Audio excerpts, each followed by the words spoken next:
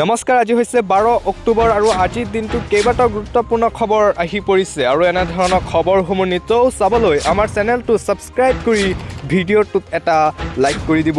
দিবলৈছোঁ দিনটোৰ প্ৰথমটো গুৰুত্বপূৰ্ণ খবৰ পুনৰ বিজেপি চৰকাৰৰ বিৰুদ্ধে গুৰুত্বপূৰ্ণ অভিযোগ উত্থাপন কৰে ৰাইজৰ দলৰ সভাপতি তথা শিৱসাগৰৰ বিধায়ক অসমত চলি আছে ব্যাপক হাৰত কয়লা মাছ সুপাৰী কণী আদিৰ সিন্ডিকেট কেইবাগৰাকী বিধায়ক জড়িত থকাৰ অভিযোগ উত্থাপন কৰে অখিল গগৈ ৰাইজৰ দলৰ বিধায়ক অখিল গগৈয়ে আজি সংবাদমেলযোগে মুখ্যমন্ত্ৰী ডক্টৰ হিমন্ত বিশ্ব শৰ্মালৈ সিন্ডিকেট বন্ধ কৰাৰ বাবে আহ্বান জনায় গগৈয়ে কয় যে সম্প্ৰতি চলি থকা সিন্ডিকেট ব্যাপক ক্ষতি কৰিছে অসমৰ ৰাইজৰ গগৈৰ অভিযোগ অসমত চলি আছে ব্যাপক হাৰত কয়লা মাছ সুপাৰী কণী আদিৰ সিন্ডিকেট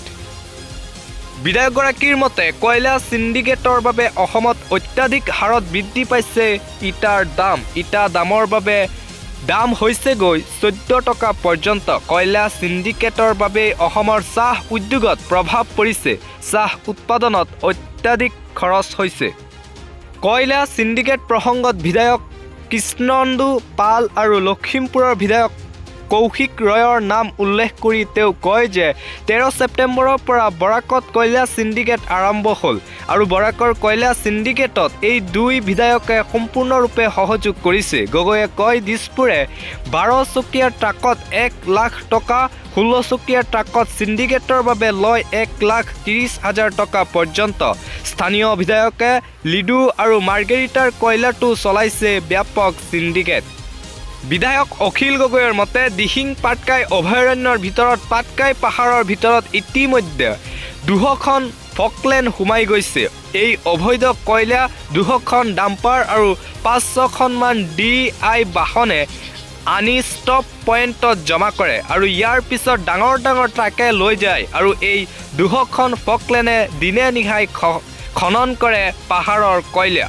দৈনিক 1200 টনতকৈ অধিক কয়লাৰ সিন্ডিকেট হোৱা বুলি সদৰি কৰে গগৈয়ে মাৰ্গেৰিটাৰ বিধায়ক ভাস্কৰ শৰ্মা আৰু হদিয়াৰ বিধায়ক পলিন চেতিয়াও এই কাৰ্যৰ সৈতে জড়িত বুলি উল্লেখ কৰে অখিল গগৈয়ে তেওঁ মুখ্যমন্ত্ৰীক পাটকাই পাহাৰৰ ধ্বংস বন্ধ কৰিবলৈ দাবী জনায় আনহাতে সুপাৰী সিন্ডিকেট সন্দৰ্ভতো গগৈয়ে কয় যে কেন্দ্ৰীয় চৰকাৰৰ গৃহ বিভাগে অসমলৈ ম্যানমাৰৰ সুপাৰী সৰবৰাহ বন্ধ কৰি থৈছে যদিও এতিয়া হিমন্ত বিশ্ব শৰ্মাৰ চৰকাৰৰ দিনত সৰবৰাহ হৈ আছে অসমলৈ ম্যানমাৰৰ সুপাৰী দৈনিক 15ৰ পৰা 20খন ট্ৰাকে সৰবৰাহ কৰি আছে বুলি অখিল গগৈয়ে অভিযোগ উত্থাপন কৰে অসমৰ থলুৱা সুপাৰীৰ ওপৰতো চলি আছে সিন্ডিকেট থলুৱা সুপাৰী এখন 16 চকীয়া ট্ৰাকৰ পৰা সংগ্ৰহ কৰে 9 লাখকৈ টকা 6খন টোলগেট এই সুপাৰী সিন্ডিকেটটোত পূৰ্ণ সহযোগ কৰাৰ অভিযোগ গগৈৰ মতে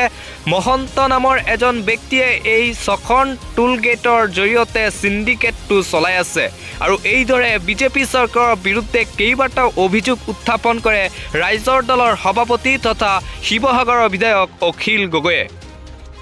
দিবলৈছোঁ আন এটা খবৰ পুনৰ অসমলৈ গৌৰৱ কঢ়িয়াই আনিলে লাভলীনা বৰগোহাঁই গুজৰাট ৰাষ্ট্ৰীয় ক্ৰীড়াত লাভলীনা বৰগোহাঁইৰ স্বৰ্ণ পদক লাভ ফাইনেলত হাৰিয়ানাৰ চুইটিক 5-0 ব্যৱধানত পৰাস্ত কৰে লাভলীনা বৰগোহাঁইয়ে লাভলীনাৰ স্বৰ্ণ পদকেৰে অসমৰ স্বৰ্ণ পদকৰ সংখ্যা হ'ল 9টা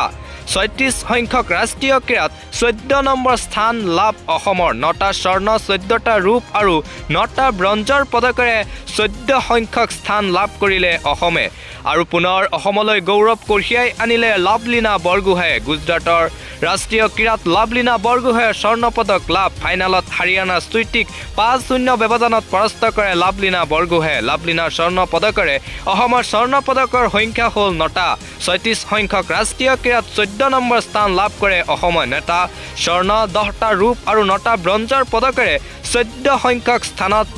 আছে অসম দিবলৈছোঁ পৰৱৰ্তী খবৰ গুজৰাটৰ নিৰ্বাচনৰ পাছত জানুৱাৰীত অসমলৈ অহাৰ সম্ভাৱনা দিল্লীৰ মুখ্যমন্ত্ৰী অৰবিন্দ কেজৰিৱাল অসমৰ সাংগঠনিক দিশ পৰ্যালোচনা কৰাৰ লগতে উত্তৰ পূৰ্বৰ সাংগঠনিক দিশৰ ওপৰত কৰিব আলোচনা গুৱাহাটীত এক বিশাল জনসভা ভাগ লোৱাৰ সম্ভাৱনা আছে দিল্লীৰ মুখ্যমন্ত্ৰীগৰাকীয়ে অসমৰ স্বাস্থ্য আৰু শিক্ষা ব্যৱস্থা পৰিদৰ্শন কৰাৰো সম্ভাৱনা আছে দিল্লীৰ মুখ্যমন্ত্ৰী অৰবিন্দ কেজৰিৱাল আৰু অসমলৈ আহিব দিল্লীৰ মুখ্যমন্ত্ৰী অৰবিন্দ কেজৰিৱাল। গুজৰাটৰ নিৰ্বাচনৰ পিছতে জানুৱাৰীত অসমলৈ অহাৰ সম্ভাৱনা দিল্লীৰ মুখ্যমন্ত্ৰী অৰবিন্দ কেজৰিৱালৰ। অসমৰ সাংগঠনিক দিশ পৰ্যালোচনা কৰাৰ লগতে উত্তৰ পূৰ্বৰ সাংগঠনিক দিশৰ ওপৰত কৰিব